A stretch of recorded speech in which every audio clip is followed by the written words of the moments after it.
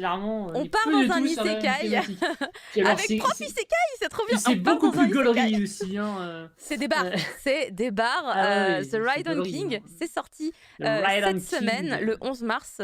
Oui, du coup, je dis c'est sorti, mais ça va sortir le 11 mars chez Kurokawa. Yes, donc Raiden King, c'est un isekai. Encore, oui, mais celui-là, il n'est pas basé sur un roman. Donc voilà, hein, ça change un peu. C'est même le spin-off d'un autre manga qui s'appelle Golosseum, hein, voilà. Donc rien à voir. Et qui est, du coup, Raiden King est publié dans le même magazine que moi quand je me réincarne en slime, dans son adaptation manga. Donc imaginez une version à peine déguisée de Poutine, hein, voilà, qui adore chevaucher des trucs comme dans les mèmes où on voit Vladou qui grimpe sur des grizzlies, des requins et n'importe quoi là. Et bah, Voilà. le scénario de manga, c'est exactement ça. C'est un président d'une Russie alternative qui déprime parce qu'il a chevauché tout ce qu'il pouvait, hein, du chien jusqu'au missile. Et il se fait chier. Et puis un jour, pendant une tentative de meurtre, il va se faire isekai. Les gens pensent qu'il est mort parce qu'il y a sa statue qui s'est effondrée sur sa tête quand il était en train de se battre.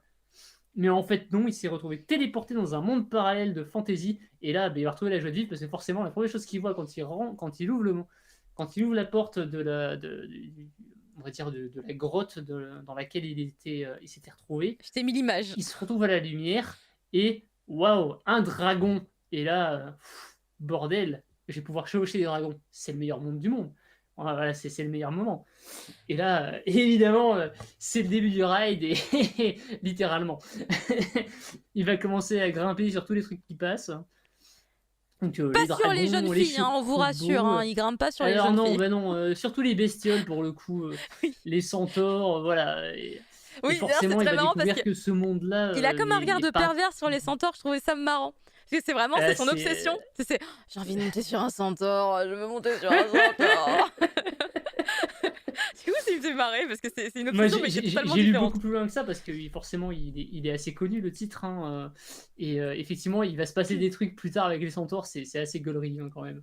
Mais pour le coup, c'est un univers de fantasy moyenâgeuse qui est pas forcément le plus gentil du monde, hein. On est quand même sur un univers assez cloisonné autour de l'église, avec un côté très discriminant autour des centaures, justement, par exemple, sont isolés du reste du monde, considérés comme des monstres, comme les satyres, enfin, voilà. Ce qui fait que, effectivement, le mec, lui, il adore les centaures, il peut les chevaucher, c'est comme des chevaux, tu vois. Et du coup, il comprend pas pourquoi les gens, il les ostracisent ou et donc forcément, la discrimination, ça lui plaît pas. Et il va devenir, petit à petit, il va faire comme les mules, hein, il va monter un village et puis il va avoir un groupe de gens à protéger au fur et à mesure, qui va commencer à grimper dans la hiérarchie. Alors sachant que dès le début, il rencontre des aventuriers et puis ils sont là, mais c'est qui ce pecno qui a pas d'armes, il est à moitié à poil, là, c'est quoi ce bordel? Et forcément, lui, il fait des arts martiaux, hein, c'est une grosse brutasse à main nue, hein, donc il va devenir martialiste, hein, il met des grosses patates dans les dents et puis il défonce absolument tout à coups de poing.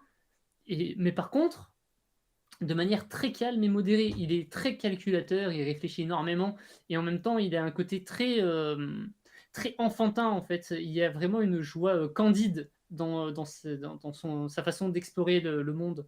Et du coup, quand il tombe sur quelque chose de nouveau, il est vraiment émerveillé par les choses et en même temps, tout ce qu'il trouve dégoûtant dans cet univers-là, à savoir le racisme, la discrimination, les meurtres, la violence, tout ça, qu'il aborde complètement. Mais du coup, c'est tout son passé de président de la Russie lui remonte et il se sert de ça pour faire en sorte que l'univers dans lequel il évolue devienne meilleur en fait. Et c'est assez génial.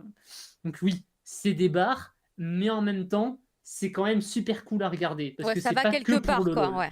Voilà, ça va quelque part. Et il y a il y a une intrigue à base de rois démons et de guerre entre les humains et les Dans le forces du fond, oui. mal au milieu. Bon, voilà, c'est classique, hein, mais Et on l'a un peu partout, il y a quoi. combien de tomes de sortie au Japon, tu sais?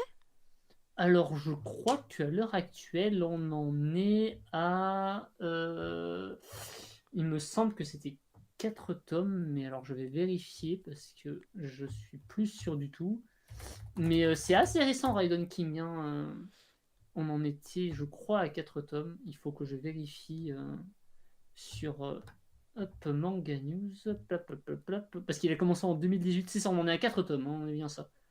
Donc le tome 4 est sorti peut-être la fin d'année dernière, hein, si je dis pas de bêtises. D'accord, ok. Bon, Ça avance doucement. C'est un mensuel, hein, il est dans le Sirius, hein, comme Slime, donc effectivement ça avance tout doucement. D'ailleurs, il y avait des affiches promotionnelles où tu voyais chevaucher l'émule.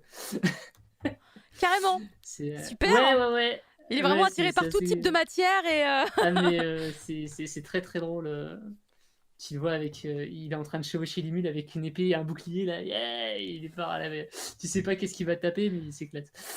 Mais du coup, c'est un isekai qui sort du lot parce que le concept de base déjà est basé sur un mème, quoi, en fait. Alors c'est vrai que comme ça, pour la blague, c'est quand même déjà très drôle. Mais en plus, le dessin est très bon, en fait. Il y a un trait qui est assez particulier. Il est intéressant, ouais, parce que finalement, moi j'ai vu qu'il y avait des persos qui avaient finalement des visages assez classiques aussi, et en même temps, lui, il est très caractéristique au niveau de son faciès, complètement. Tout son crâne, il est très différent des autres. Il faut voir les autres personnages après, notamment qui tout sont ce qui plus est pas lisses. humain en général, Ah oui. qui ont un trait effectivement très particulier.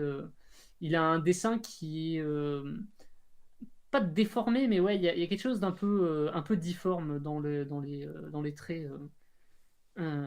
Alors qu'il représente énormément tout ce qui est anatomie, les pecs, les biceps, tout ça. Forcément, parce qu'à la base, c'est un spin-off d'un manga de catch, donc forcément.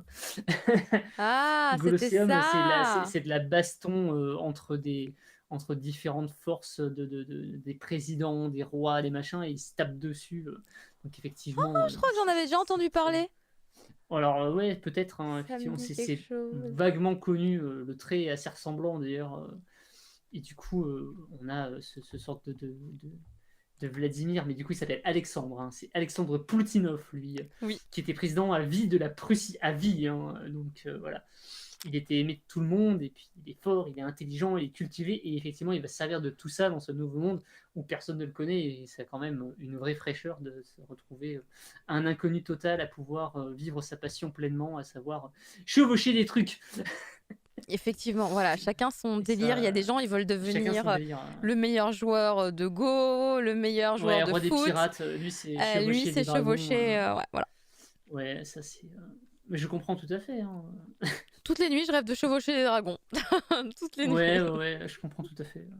Par contre, ce que j'aurais pas rêvé, c'est le manga dont je vais parler juste après. Déjà, j'aurais jamais imaginé. Le concept m'a totalement troublé. Moi, je vais vous parler d'un titre qui est très particulier. Worms, c'est de la SF.